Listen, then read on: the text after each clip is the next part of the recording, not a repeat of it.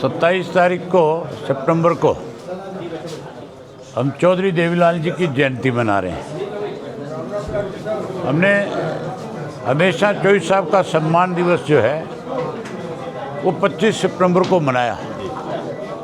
इस बार 27 इस वजह से है कि 25 को जुमा है और मेवात में मना रहे हैं। और मुसलमान के लिए जुमे का दिन बहुत महत्वपूर्ण होता है।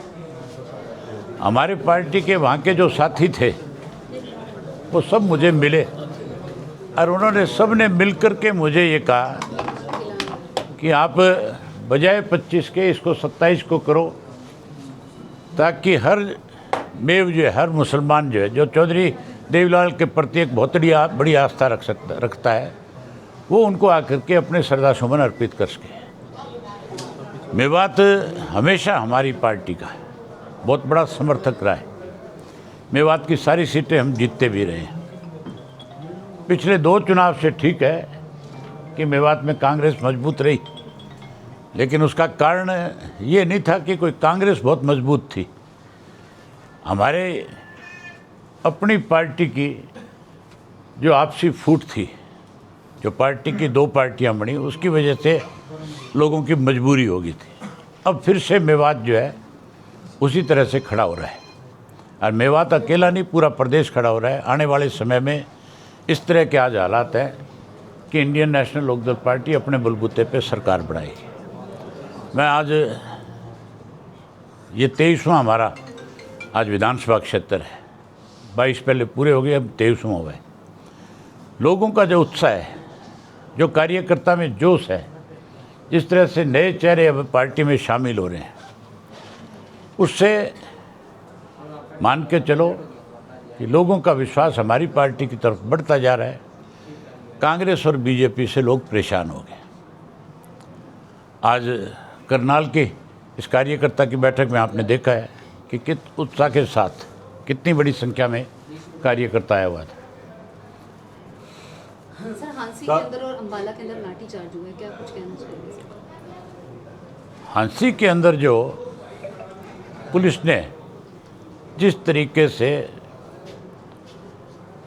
जो लड़का कुंडू हिसार में मारा गया था, जीवन कुंडू, जिस बर्बरता के साथ उसको मारा है, सरकार की जिम्मेवारी तो ये बनती थी कि जिन लोगों ने उसकी हत्या करी है उनको तुरंत गिरफ्तार करते हैं। एसपी है, डीआईजी, आईजी है वहाँ पे, वो उनसे बात करके उनको विश्वास देते कि हमारी जिम्मेवारी है, हम उनको पकड़ेंगे, जल्दी पकड़ेंगे। ये ठीक है कि कोई मार के भाग जाता है, छुप जाता है कहीं, लेकिन आजकल बहुत सोर्स हैं।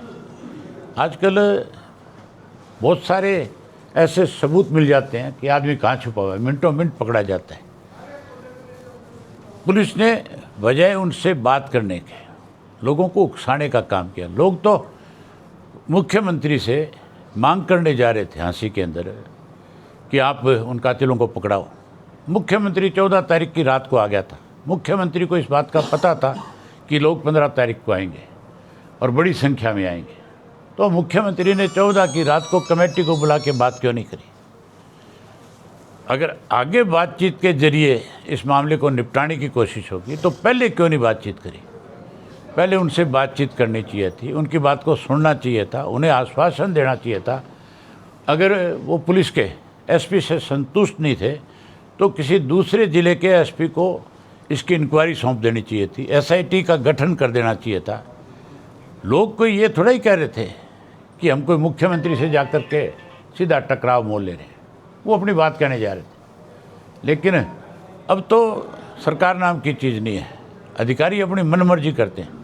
किस तरह से वहाँ का एसपी जो है खुद पत्थर मार रहा है, किस तरह से एक सीआई का जो है उनका इंस्पेक्टर है वो AK-47 छीन करके लोगों को डराना चाह रहा है, चलाना चाह रहा है। अगर वो ले लेता, चला देता, अगर वहाँ 2 4 5 और मर जाते, उसका कौन जिम्मेवार था? मतलब कितने बेकाबू होगी पुलिस जो है, जिसको आप रोक भी नहीं सकते। ऐसे लोगों को खिलाफ सख्त कार्रवाई होनी चाहिए। जिन लोगों को लाठियाँ लगी है, चोटें लगी है, उनके मेडिकल हों, और जो 307 के पर्चे उनके ऊपर दर्ज किए गए वो सरकार को वापस लेने चाहिए। जिन लोगों ने उकसाया है उन लोगों के खिलाफ कार्रवाई हो। एसपी जैसे व्यक्ति को तुरंत वहाँ से हटाना चाहिए, उसके खिलाफ एक्शन लेना चाहिए जो पत्थर लेकर के पब्लिक को मारने का काम कर रहा है। ये काम एसपी का नहीं है। एसपी का काम कंट्रोल करना है। अगर कोई मोब आ रहा है उसको कैसे कंट्रोल करना है। पहली बात तो 15 अगस्त के दिन मोब वहाँ जानी नहीं चाहिए थी। अगर उन्होंने कह दिया था पहले तो आपने 14 तारीख को बात क्यों नहीं करी उनसे? बात करने के बजाय आपने उनको चैलेंज दिया कि आके देख लेना। तो लोगों को अगर इस तरह से पुलिस चैलेंज करेगी, सरकार चैलेंज करेगी, तो लोग कितने दिन सरकार की दबिश को सहन करेगी। काफ़ी जो नेता थे, किसान यूनियन के नेता, जो दूसरों को गिरफ्तार किया गया, काफ़ी लोग इसमें गिरफ्तार हैं। वो गिरफ्तारी गलत है, उनसे बात करनी चाहिए थी। उनको बुढ़ा फुसला करके ये कह करके कि तुम यहाँ बैठ जाओ, हम आपसे बात करेंगे। और जब वो बैठ गए शांतिप्रिय तरीके से सारे लोग, तब उनके ऊपर बैठे हुए पे अत्याचार किया, लाठीचार्ज किया। राव इंद्रजीत हरियाणा और पंजाब के बॉर्डर जो है सील किए जा रहे हैं किसान दिल्ली पुलिस से पहले, ऐसे में कैसे देखें? ये सरकार बातचीत के जरिए किसी चीज़ का समाधान नहीं करना चाहती। ये तो डंडे के जोर से दबा के। लेकिन जब दिल्ली के जंतर मंतर के ऊपर नौजवान देश का इकट्ठा होकर के आया, उसने हर आदमी को ये बात समझा दी कि तुम्हारे अपने राइट्स हैं, तुम्हारे अपने अधिकार हैं, आप को कोई लाठी और डंडे से दबा नहीं सकता। उन बच्चों को भी दबाने की कोशिश करी थी, उन पे भी आंसू गैस छोड़ी गई थी, उन पे भी अत्याचार करने की कोशिश करी थी। आखिर धर्मेंद्र प्रधान को जाना पड़ा कि नहीं जाना पड़ा? मुझे लगता है आने वाले अगले 4-6 महीने में देश में ऐसे हालात पैदा हो सकते हैं कि मोदी को भी जाना पड़े। सर, राव इंद्रजीत के जो बयानबाजी को किस तरीके से देखते हैं? उन्होंने कहा है कि आप ये बीजेपी का अंदरूनी मामला है, उन्हीं से पूछो बीजेपी वालों से। वो हर वक्त जो है बीजेपी के लोग काम नहीं करने चाहते, विकास नहीं करना चाहते, लोगों की आवाज़ नहीं सुनना चाहते। वो तो केवल और केवल लोगों की बात को दबाना चाहते हैं और जात पात मजहब और धर्म के नाम के ऊपर बांटना चाहते हैं। अर्चना जी ने जो बयान दिया था, जो ये कहा था कि पर्टिकुलर एक समाज की बात कर, सीधा सीधा बता देता हूँ, जाट की बात कर रही थी। क्या विशेष वर्ग होता है? जिस जाट की वजह से आज देश जिसे अन्नदाता कहता है, जिनके बच्चे रोज़ शहादत देते हैं बॉर्डर के ऊपर, तब तो उन्हें विशेष वर्ग नहीं कहा जाता, तब तो उनको अपना रक्षक माना जाता है, तब तो हाथ जोड़ते हैं। जब मेडल जीत करके आते हैं तब फिर उनका सम्मान करते हैं। तुम्हें अगर हमारे विशेष वर्ग से इतनी वो है, परहेज है, तो फिर तुम खुल करके क्यों नहीं नाम लेते? वो अपने समाज के लोगों को बांटना चाहती है, वो हमें टारगेट नहीं कर रही।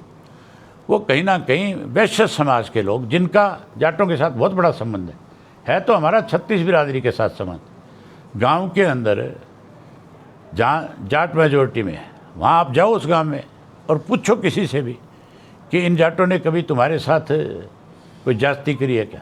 वो लोग सामने से खड़े होकर के ये कहेंगे कि हमारे घर में अगर किसी भी किस्म का दुख हुआ, सबसे पहले जाट का परिवार आकर के हमारे साथ खड़ा हुआ और उसने हमारे साथ अंतिम समय तक खड़े होकर के हमारी मदद करी। इसी के साथ सर एक बयान ये जो इस तरह की बयानबाजी हो रही है, इस तरह की भाषाएं बोली जा रही है, ये अब नई शुरुआत नहीं है बीजेपी की।